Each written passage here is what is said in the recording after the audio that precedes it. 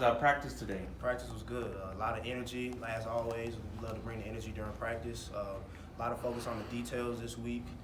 The offense brings a lot of dynamics, to each position on the field. So everybody was locked in, had great energy. So I was proud of my team. Is the intensity this week a little higher because of the magnitude of this week's game?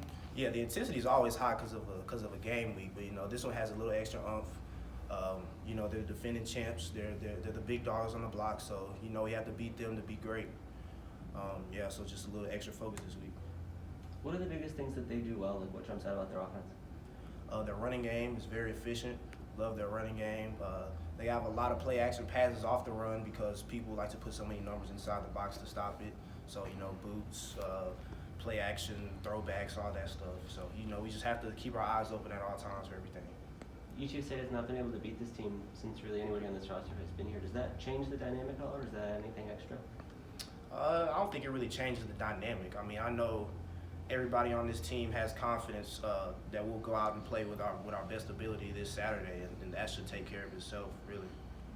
I was thinking maybe it might add a little extra fire, or just something like we got to get. Yeah, I mean, it definitely adds a lot of extra fire. I mean, I feel like the feel is mutual in our dislike for each other. I mean, they don't like us, we don't like them. It's probably with every team in this conference. It's a very heated conference, so yeah, I mean, we're always fired up. Is there any extra pressure this week? No pressure at all. Coach Traylor just always teaches us to just win each day, and that starts Tuesday. So I mean, if there was any pressure on us, the pressure would have happened yesterday, and I feel like we handled that well yesterday with practice and today with practice. So this coming Saturday, we should just be playing free. Because this game is basically for a shot in the conference championship game. Right. You would think pressure would come with that. So are you guys kind of blocking out the stakes, or how do you approach that part of it?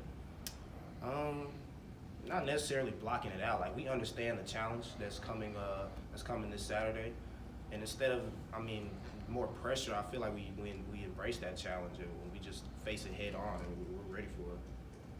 What kind of impact are you expecting your crowd to have in this game? A huge impact. Because last week we had 30,000. The crowd was rocking, and that wasn't even our biggest game this year. I feel like the city of San Antonio knows how big this game is, how important it could mean to the city of San Antonio. So I feel like a lot more people will show up this week and be behind us. So I'm excited for it. Do you feel that on the field? Does that give you a little extra energy? A lot of extra energy. I was telling one of my friends after the game. Last week it felt like 3 or 4 planes just sitting on each side of the field, just on full throttle on third down. I absolutely loved it. I could barely hear my teammates. You see the offense had some issues with that, with communications and play calling and stuff like that, so it only helps us.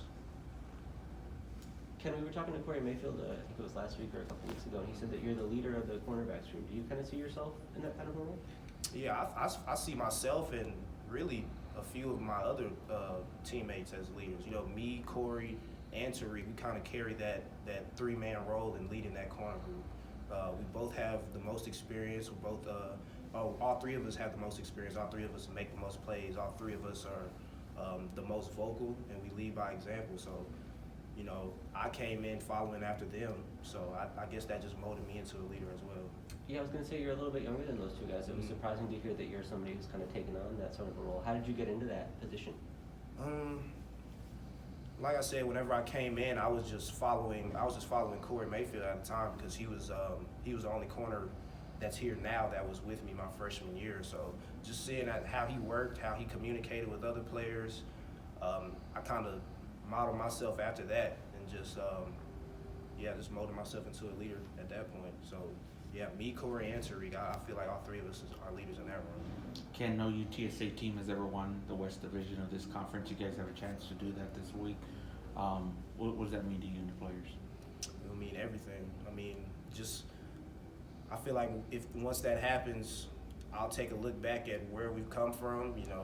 Literally from our last field house to here, and our last coaching staff to here, and just our talent from a couple years ago to here, and I probably might break down a little bit, tear up a little bit, just because how far we came, because it's been a long ride, and I still feel like we're not done yet, even after this season.